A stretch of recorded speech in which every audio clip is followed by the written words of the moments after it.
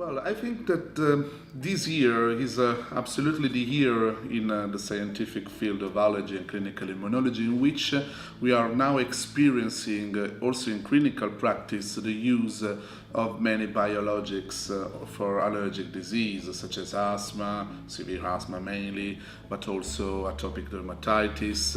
urticaria. Probably in the next few months also for other diseases such as nasal polyposis, all diseases that are very severe and can really affect the quality of life of patients. And therefore I think that this year hot topic is how to choose the best biologic treatment for each single patient, and therefore coming back to the understanding the underlying mechanism of each disease in order to be able to choose the drug depending on the mechanism itself. So I think this will be really the hot topic in this year research.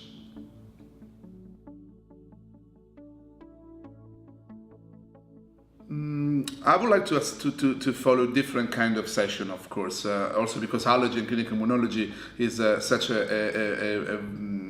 wide and variety. There's a variety of topics to follow. Well, what I want to follow is a track on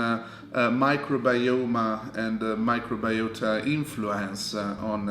allergic and chronic inflammatory disease. This is probably the next step. We know that microbiome is having somehow an effect on this disease, but we do know exactly how all the microorganisms interact with genes and the environment, and therefore with the patient disease and the patient management. And I saw on the program that there is at least one plenary lecture and some other minor sessions on this topic, and I would like to follow this topic because I think this will be really the next hot topics for the next few years.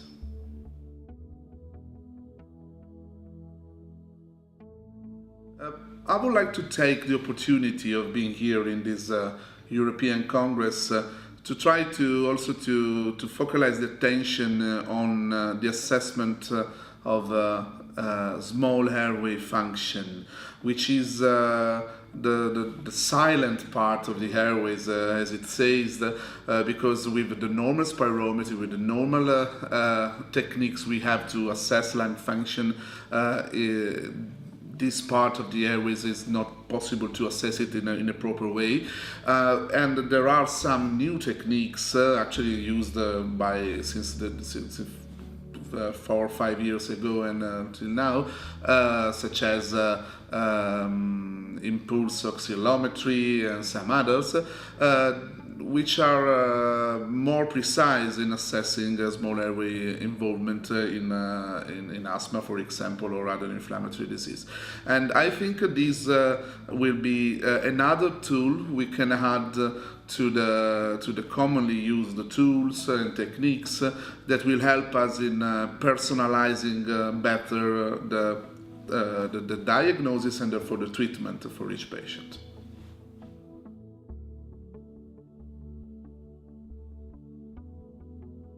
You said correctly, allergy and clinical immunology covers a lot of different topics. In my opinion, there is still the need to point the attention on food allergy and anaphylaxis, which is still a huge concern from patients, but the research field is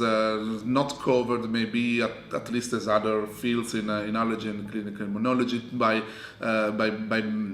investments, by funds, and therefore having the opportunity of having all the best scientists in the field to update the knowledge on anaphylaxis and food allergy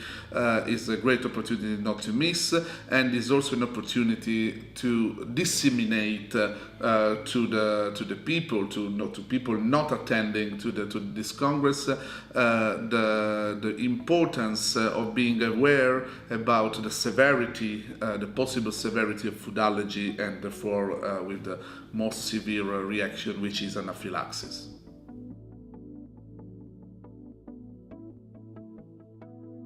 Well, first of all, to try to enjoy the environment. EAACI is a scientific congress, but it's also the opportunity to meet new people, new collaborators, to establish friendships that will last for long years. And this is a great opportunity because the modern medicine is not possible to take it in your office, but you have to be open and consider the opportunity to go abroad, making fellowships and learning new techniques and so on. So this is a good opportunity to create a network of collaboration. And the other thing is that for young doctors, young specialized allergists in clinical immunology, EAACI gives a lot of opportunities because EAACI has a very strong junior member group, and with a lot of dedicated activities, from practical courses to dedicated post-session to sessions in which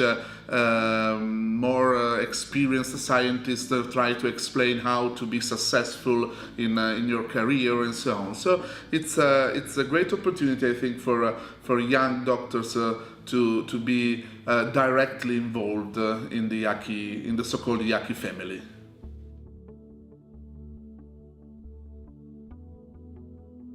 Personally, of course, I use two different criteria. The first criteria is to follow a track of lectures and sessions depending on my personal direct involvement in the research. But at the same time, I try to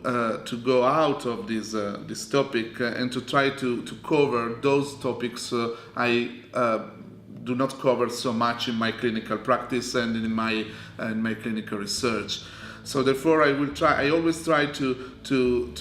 get the best from the track of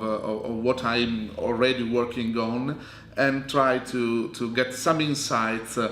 some good insights, practical also insights in those fields who are not my personal expertise.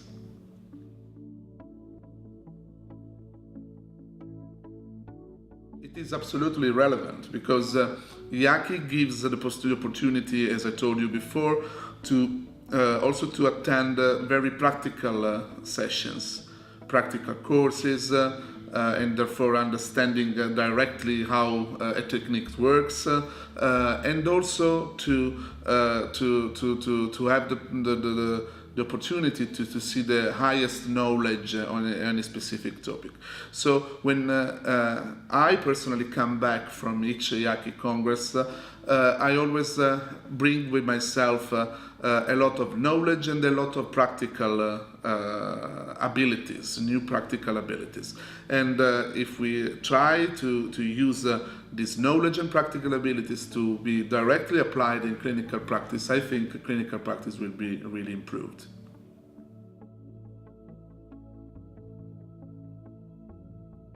Very difficult question. EAACI Congress is very well organized generally. Well, I would like to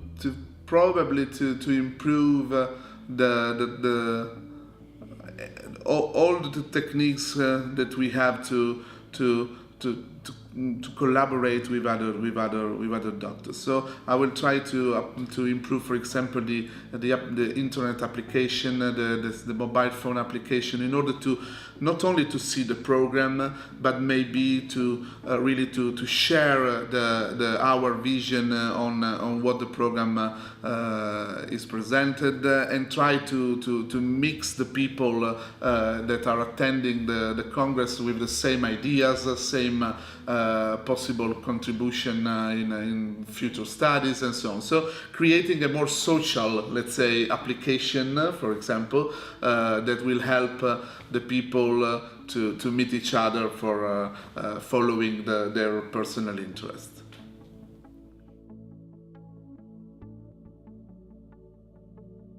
I think the main message looking at the program of this year is that allergy and clinical immunology is now a science really put on the precision medicine and personalized medicine level, and therefore the next problem will be the sustainability of the system, because we now have a lot of possible treatments, very precise treatment for each single patient almost, but these treatments have a cost, and the cost of the disease itself is very high, and therefore we have to, the message that seems to come out from this Congress is that we have to balance the possibility of using these novel drugs to the sustainability of the system, of healthcare systems, and so on.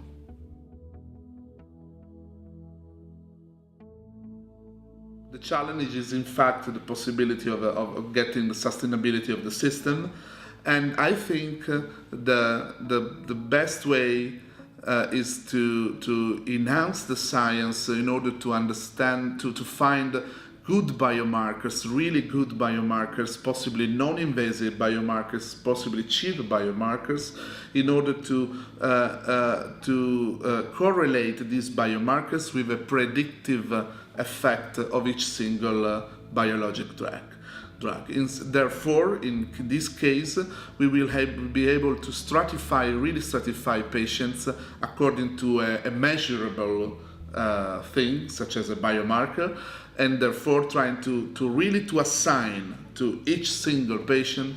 the most probable treatment. And if you treat the patient in the most precise way, you do not also obtain any clinical improvement, but also a reduction in healthcare cost, even if the single drug is very expensive.